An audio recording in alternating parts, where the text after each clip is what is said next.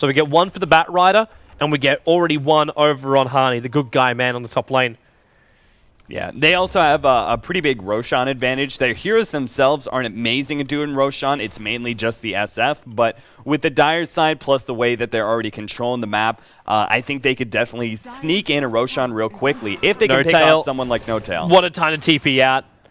Hides in the tree line. He had an observer ward around the corner, so the smoke did break because he saw him around the tree line. But meanwhile, up on top lane, Hani is going in deeper and basically has to TP himself out. Yeah, he's heading bottom lane. They've managed to drag attention of Empire up towards the top lane, then Fnatic want to poke in the bottom. Yeah, and if they could lead with that Blink Dagger. They got him. But then again, Spire Carabas to slow him down. Hani comes in. Dream Call onto the Aeon is going to hit pretty hard, but at the same time, there's just no follow-up damage to try and ensure some shadows. So both Nyx as well as the Ancient Apparition die on the bottom lane. And they want to force the tier 1 tower here, while up on top lane, Silent Vansicle do the same thing without the kills. Yeah, it's a good pickoff, but Empire, they're able to make those kind of aggressive plays because they have the room to. Thanks to the double Midas coming out from the Doom and the SF. Like, they look at this, they see Spectre not going for a fast Radiance, and they go, okay, we definitely have a little bit of time here. There are no heroes on Fnatic that can get Midas, so let's go ahead and just get that golden experience advantage from the early laning phase and really just build on that one. That way you can have those kind of small mistakes like at bottom. Fnatic makes those plays, but they're still not taking a gold or experience lead. Both gold and experience heavily in the favor of Team Empire right now. And the longer this keeps going on, man, the worse it's going to get for Fnatic. And even for the late game, it's still going to get worse for them.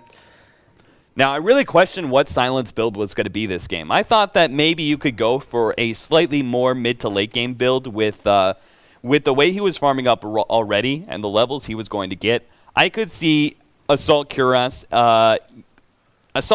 into the Wolf Commander aura and just being that early sort of tanky hero that just runs at things and beats them down pretty easily. He can stand up against the Spectre really easily, can kill the puck quickly thanks to Doom. I was expecting that, but it looks like we're going to see a much more aggressive. I thought that Empire really bought themselves enough time to go mid to late game.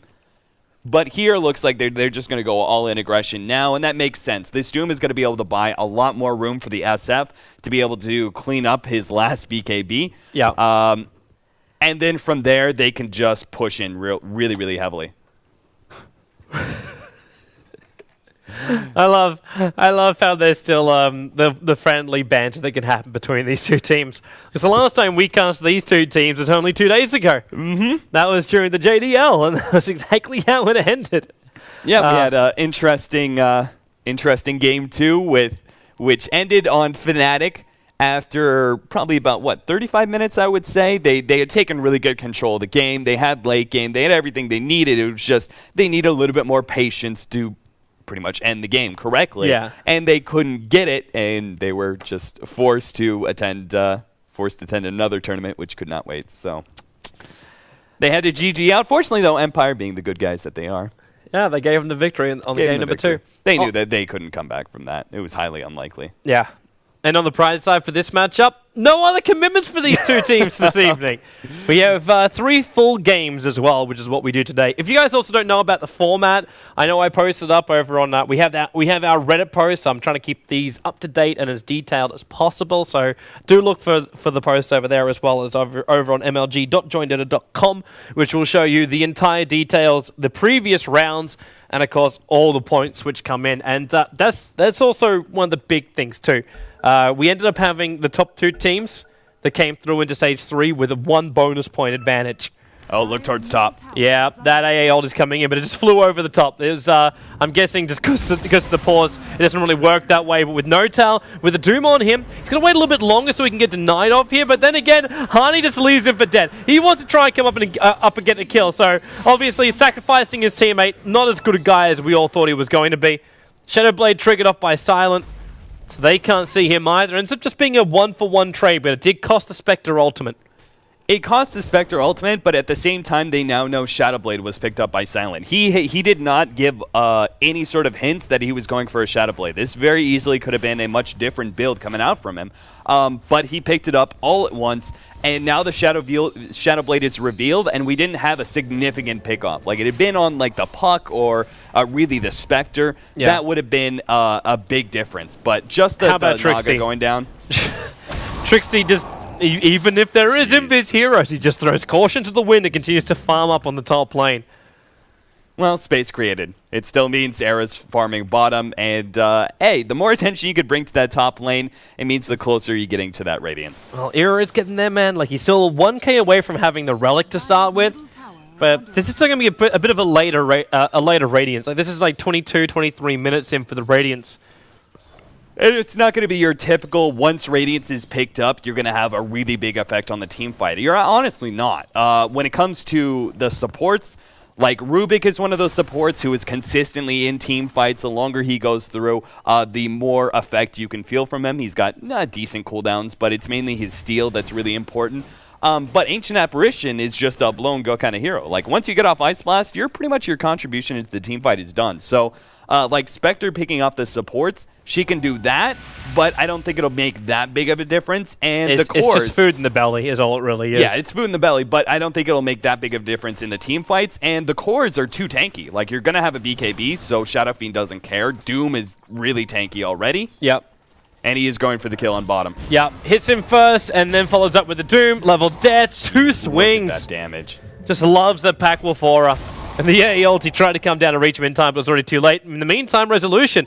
Mr. Invis Rune, they go on no-tail. Stun, Mag, he's baited out twice and never actually released it. Now, the choice is, do they go for this? They do have Gale available. Fly moves himself in a very unusual position, so he can throw up the ultimate, which he does do so, but he's going to get obliterated by the SF ulti. And Doombringer just ran in through the rear and picked up the Naga Siren as well. This is just all horrendously done. Era actually is... What are you going to do? Buy back to try and then haunt yourself in and then TP yourself back out again, realizing the rest of your teammates are dead. Perfect fight for Empire. They get 4 kills and a buyback for a Rubik. Yeah, again, I just don't really see, like, it's questionable whether or not the Radiance is going to be up before Empire in the game. Like, they're so big right now, and that team fight really showed that they just gained a huge advantage. They're going to be able to take some towers off of that. They're going to be able to build into their secondary items, which is going to be Assault Cuirass for the Doom, Resolution, probably a Butterfly, just any sort of basic damage dealing item is good for him. You have like a mech coming up for Ancient Apparition. Like, that one team fight pretty much secured that Empire are going to be able to attempt to go uphill probably about 25, 26 minutes in. So the Radiance may not be up on them in time, especially with the ganking power of Empire. They could probably keep the Spectre down, but even once the Radiance is up, again, it just doesn't really seem to make the difference, I don't think.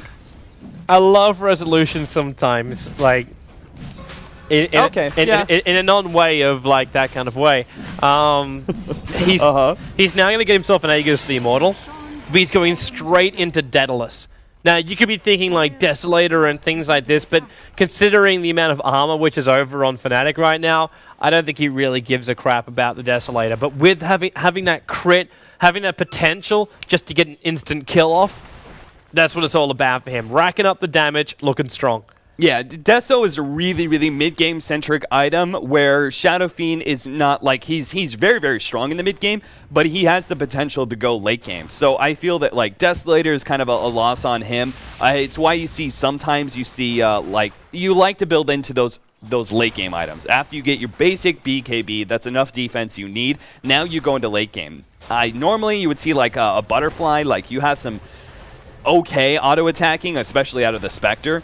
But he feels it's not really necessary. He feels he's tanky enough just with the BKB and is just going to go straight up burst down that Spectre if he ever gets close.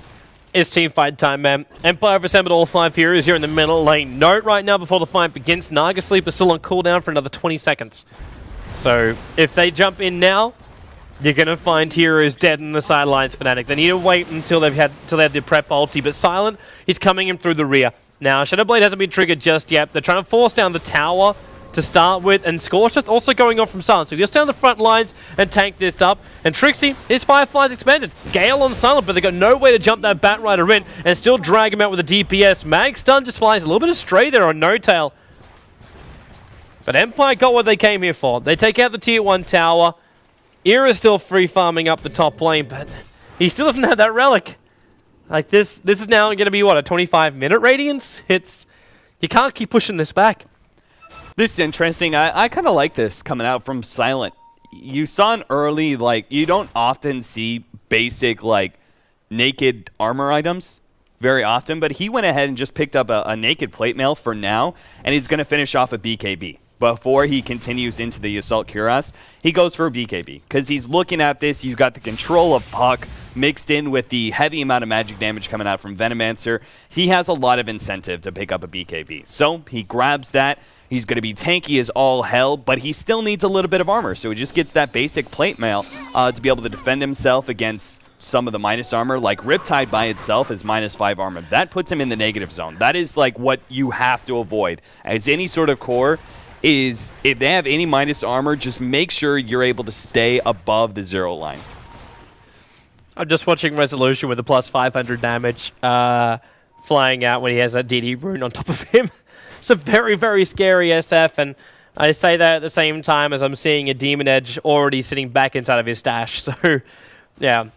When that Daedalus is fully done, the Spectre, even with Radiance, will just die with one hit.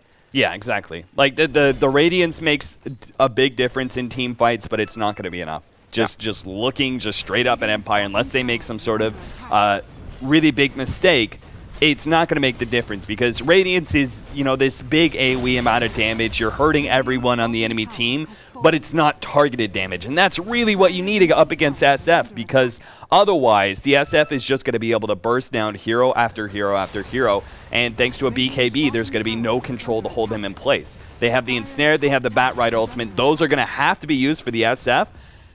And that means Doom is just going to be free to run around and beat down heroes as well. Like, he hits pretty hard already, too. Look at that, they forced the bottom lane out. The only downside for Resolution is the Courier was halfway across the map when he finished up that Daedalus, so he's not having it for this fight, and they're going to lose their tier 1 tower on top. There were catapults here. Era just a second too late to pick up the last hit in the tower. That could have actually been a big difference maker too. If he got there in time for the last hit and took that gold himself, we could have seen a quicker Radiance up and running. Oh yeah, this is where like seconds make a big difference, because they can't fight. They cannot fight without the Radiance. They will lose this team fight horribly if they do. So they just have to delay Empire. Oh, jump in. They're actually going to drag back. It's over on Silent. He's back a very, very long way, but the AOD comes in. Fly will get his up, but the BKB's been used. Resolution, he just had the Daedalus flying in. Now Silent, isolated by the Naga Sleep, held in place by the Ensnare. Flame Break's also not making it easy for these support heroes. And Resolution, they're trying to slow him down. One Napalm stack. What a Vanscore steal. He stole Napalm himself, but Resolution, now the Dream Coil. The entire Team Empire lineup. Vanscore keels over. They're waiting this one out again. Flamebreak comes in. Silent. 200 line points. Scorcher still on cooldown. They're trying to catch up to somebody. The dagger will slow down Resolution. Harney's here too. There's your Gale. It's on Resolution. Empire must hope they want to keep him alive, but the BKB possibly still with the slow on top of him. Mag out on the front lines. It's a 3-man stun with the Aeoldi flying in. Nugget died after the stun was able to connect. Fly won't be able to shatter from that one, but at the same time, Trixie, he's back behind the lines. Doesn't really have a lot of life points to play around with. No when Resolution is also hitting him hard, but he's going to die right now. I'm not quite sure why he didn't just ride the rim. Either way, Resolution and Silent will fall back. That wasn't as easy as I think Empire thought it was going to be. Oh yeah, I mean, that was a great team fight for Fnatic. Even after they overextended themselves, that was still a really